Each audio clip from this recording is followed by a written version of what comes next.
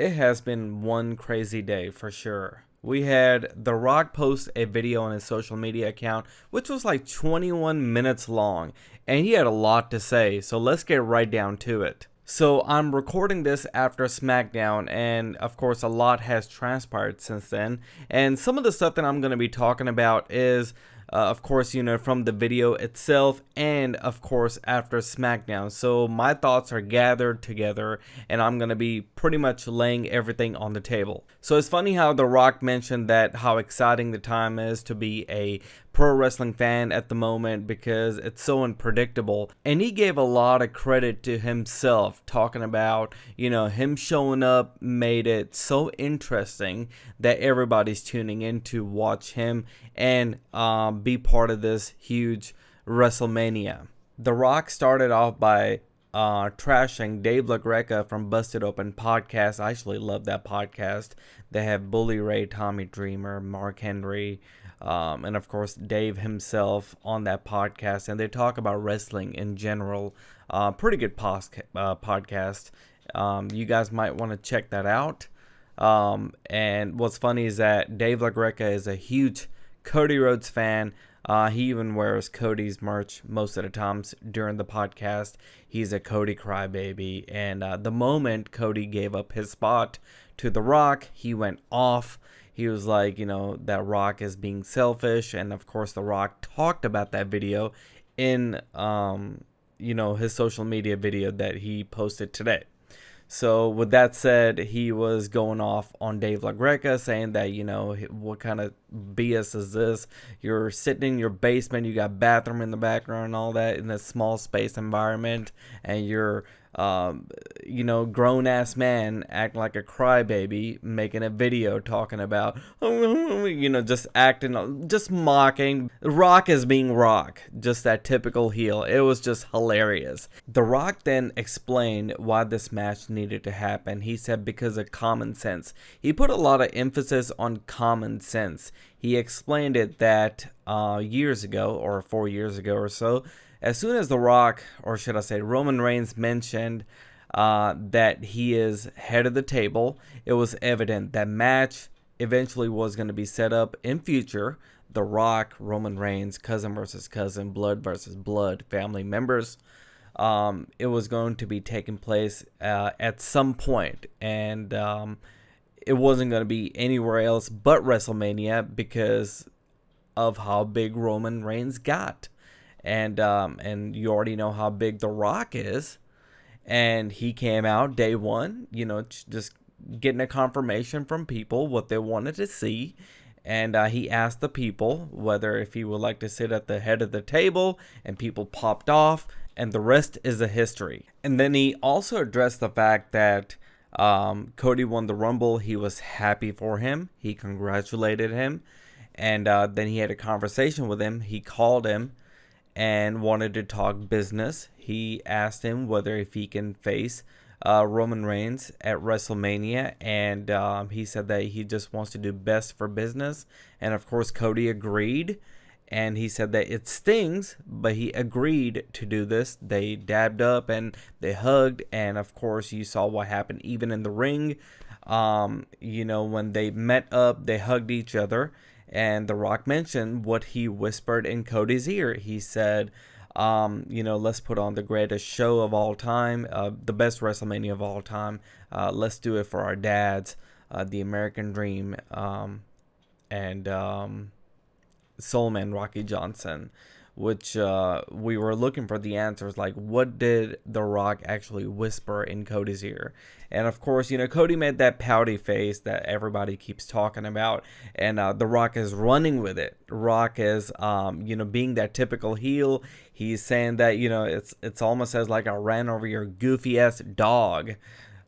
So that's where that heel comes in, and it's amazing to see that because he plays that perfect role in that situation. I mean, you're going to talk about the biggest babyface's dog.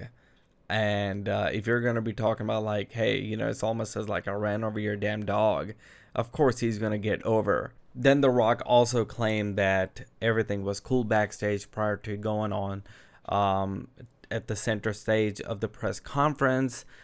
He met Cody Rhodes backstage. They hugged each other. And of course, Cody Rhodes came out. He said that this is BS. And of course, he got disrespected because he talked crap about his ancestors, his family members. And ain't no one's going to do that. So he slapped the crap out of him. And next thing you know, he is talking about Seth Rollins, talking about how he's a damn goofy ass clown emoji. And he's just calling him all kinds of names, and it's just hilarious. Then he started quoting Seth Rollins, "We don't need you." He says that, hey, Seth Rollins tried to shove him, and he shoved him back at the press conference. So he says that, yeah, you need me, Seth Rollins, because I just signed the biggest damn deal. Ain't no one's able to do that. I know Ari and all the boys, all the important people that surround him. He says that, hey, basically, no one wants to see you as a champion. No one even knows you as a champion. They're talking about me. I'm the talk of the town. When they wanted to sign up a deal, they were asking about me, not you, Seth Rollins. And don't you dare step into our business, because otherwise I'm going to be putting the title on somebody else. You got to remember who's on corporate leaderboard, or, saying that who's on the top of the food chain.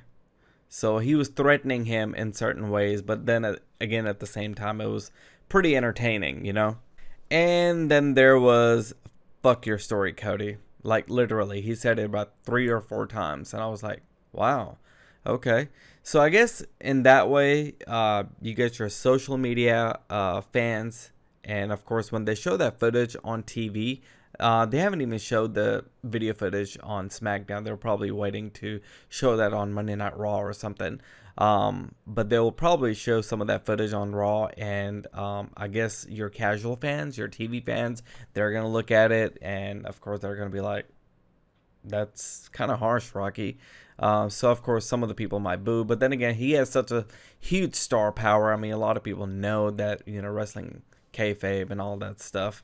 So, either ways, I'm in for the ride. I'm enjoying every bit of this, man. This is just pure cinema. Whatever happened on SmackDown was just top-notch stuff, especially towards the end with the whole this L and then this and then going back and forth. Had a lot of people talking about that. I mean, I marked out in my reaction.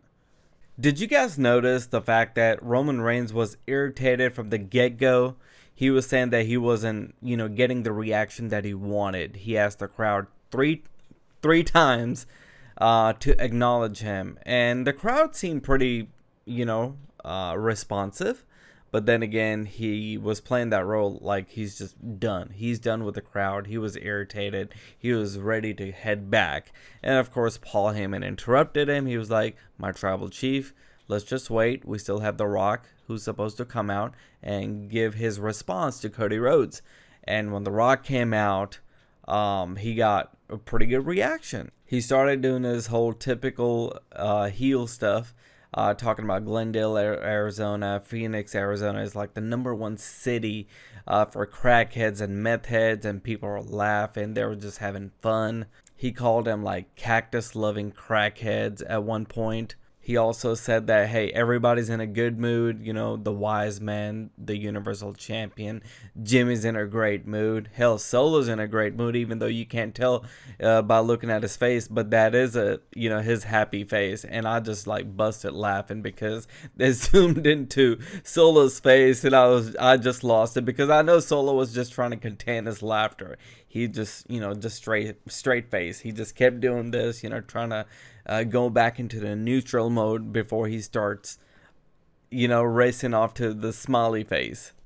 And then, of course, he responded back to Cody Rhodes by saying, no, that's not the match that he wants. He doesn't want to do a one-on-one match against Cody Rhodes. And instead of that, like, he kind of incorporated his funny script that he mentioned, like crackhead Marys and, crackhead Karens, meth head Marys, talking about like 22 inches of heaven, and he's talking about his pythons instead, his arm. He was saying that if that match would have happened, Cody Rhodes wouldn't stand a chance. Instead, he had a counter offer. The match that The Rock presented was night 1, where The Rock and Roman Reigns would face off Cody Rhodes and his clown, goofy-ass friend, Seth Rollins. So in that match, if Cody and Seth Rollins would win, then the night 2 Bloodline will be out of the picture. They will be banned from ringside. No one would be there. So in that way, Cody Rhodes can face Roman Reigns in a one-on-one matchup, fair and square. However, if The Rock and Roman Reigns end up winning this match, then they can do pretty much anything they want. The Bloodline can be ringside. They can, pass along chairs. Hell, Jimmy could be a referee. He said Solo could be singing national anthem, and The Rock could be doing a commentary. When he mentioned Solo could be singing a national anthem, the crowd popped off. They were chanting his name, Solo, Solo, and then he was trying not to laugh too at the same time because the crowd was laughing.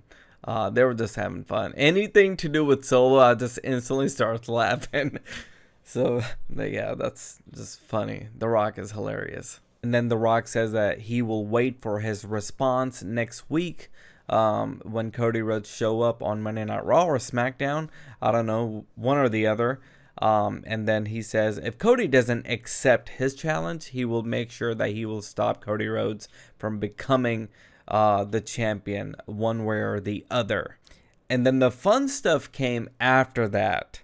So The Rock and Roman Reigns were in the same camera angle, where I think The Rock was closer to the camera when he was talking on the microphone, and Roman Reigns was in the background, and you can tell Roman was irritated.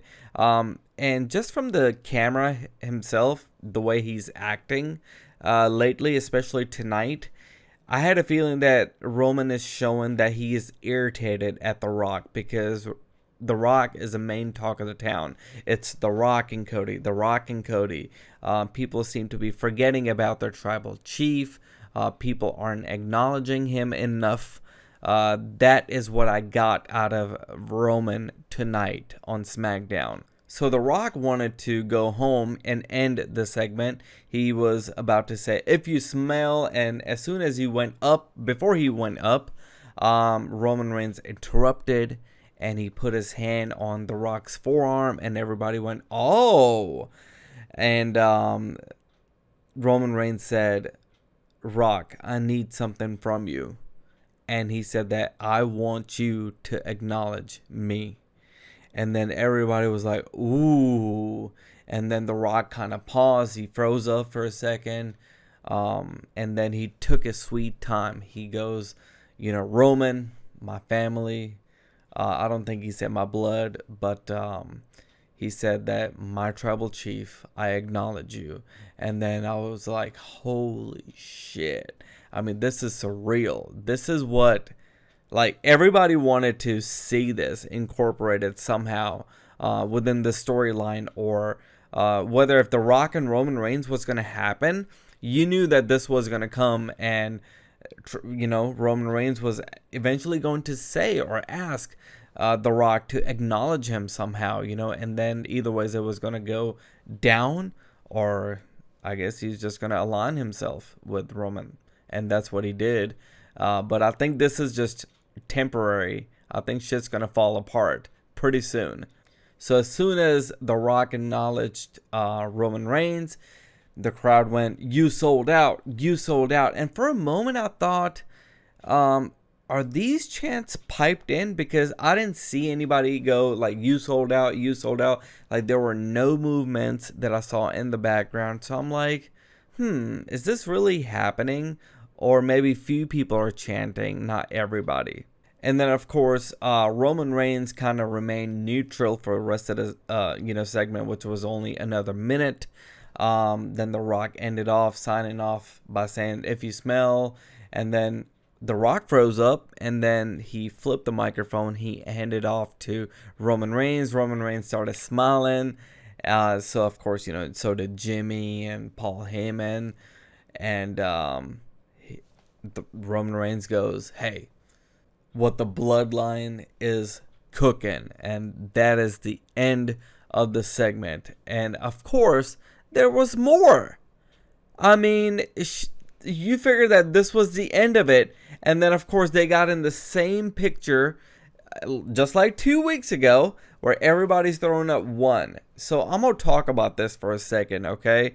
I think this was a coincidence where The Rock went like this, like throwing up the L or the gun, whatever you want to call it.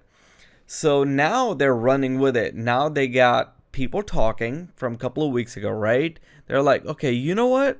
Let's create a controversy. Let's make people talk about this even more. Like, what is up with this? So The Rock was the last one to throw up his finger, right? So when he did that, Paul Heyman looked and make sure, like, what is happening there? So The Rock went like this, and then he turned it to L.